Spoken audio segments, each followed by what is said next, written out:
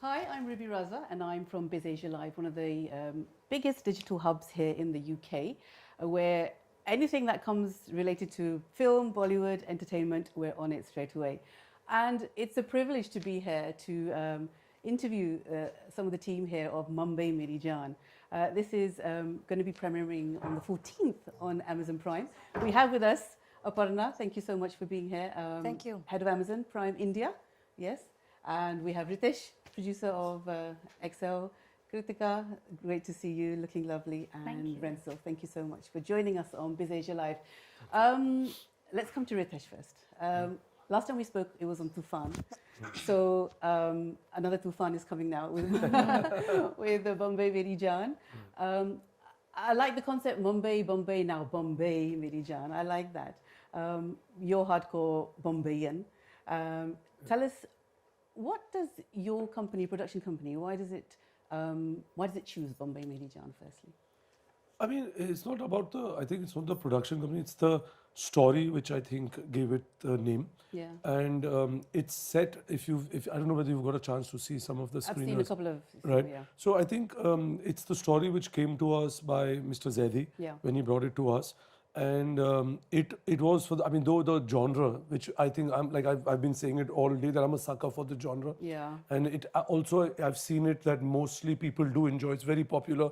I think the crime genre is the most popular in whether it's streaming or theatrical viewing. I think people enjoy that. Absolutely. So as soon as the story came to us, I think it was very interesting about the setting, because Mr. Zaidi has been a part of his, like almost 3 decades of covering crime and in his journalistic days. So he, I think, picked a little bit of his influence and wove it into this fictional story. Yeah. And the setting of it against the backdrop of when India was just, like a free nation, and it's literally the birth of the underworld. So what freedom meant to them, So it chronicles that journey.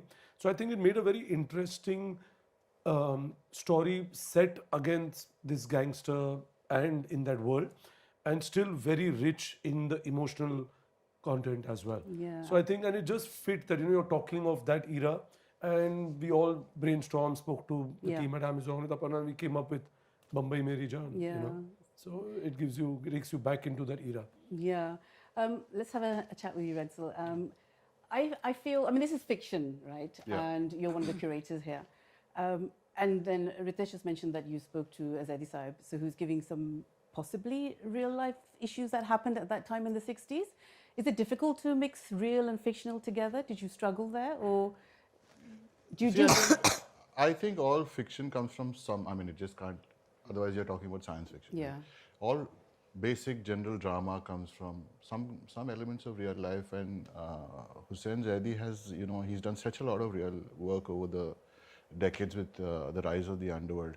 So I think what we did as a writing team is we took what he had, the template he had, and then started creating these characters. So you're seeing the entire, you're seeing the ongoing world, the underworld, through the lens of a father-son relationship. Yeah. Okay, so you're, and the extended family. So it's I think, personally, just shootouts and action and car chases and, the elements of the genre don't hold me as much as the dramatic quotient or the emotional quotient. So I think that was something we worked really hard on. Are you allowed to take the real story and use it though? Are you using real names? Are you using the real names that were there in the 60s, or you're not? No, so I don't think you should, do a hodgepodge of real, and because what happens is you leave the audience into emotional guess. They don't know what to believe, right? Yeah. We have a fictional world, and also this is something I've been saying. If you take real life people, if you make it like a biopic, you're limited to the life of that person. Right now, we are in streaming. You have seasons, and with seasons you need. These are technical things like, plot milestones, character arcs that you keep on inventing and, imagining. So a fictional world helps a lot more. Yeah, of course. Kritika, I've seen a couple of episodes. I was fortunate enough to see it. Amazing work from you, and you're looking fabulous. You're one of the youngest siblings of the Qadiris, supporting your brother, good against evil, right? Yes. So how was, when you were given the script, how did you feel? Did you feel nervous? Did you feel I can do this? Or how was it? How was the feeling? When you read a script for the first time, I think the first time you read as a reader Yeah. and not only your bits. Yeah. And this was a riveting read, and that was my first impression of it, and I instantly wanted to be a part of it. So glad to have actually got the opportunity to be Abiba, because this is one of those characters that, like you said, she's Dara's sister, she's the youngest sibling, but she's also more than these relations to the father and son whose story this is. Yeah. And you see that she has a mind of her own, you see her journey. I can't wait for you to watch the rest of the episodes. You'll see where she ends up. But just to find a character like this in a world of crime where you don't really see too many women characters playing an active role in what's going on was absolutely a treat for me. I think it's important that we have a female, you can have a lot of males in the thing, but the female brings a lot of content into the movie, doesn't it? You want to know what the women were doing at this time. Yeah.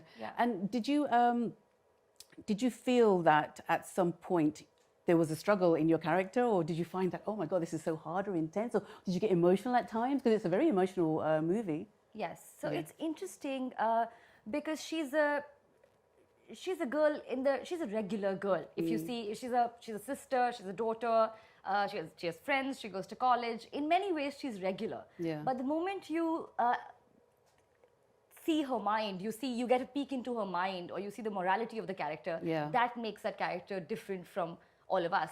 And to get into the head of Habiba in that sense is challenging. But that's also how all the characters in this series are.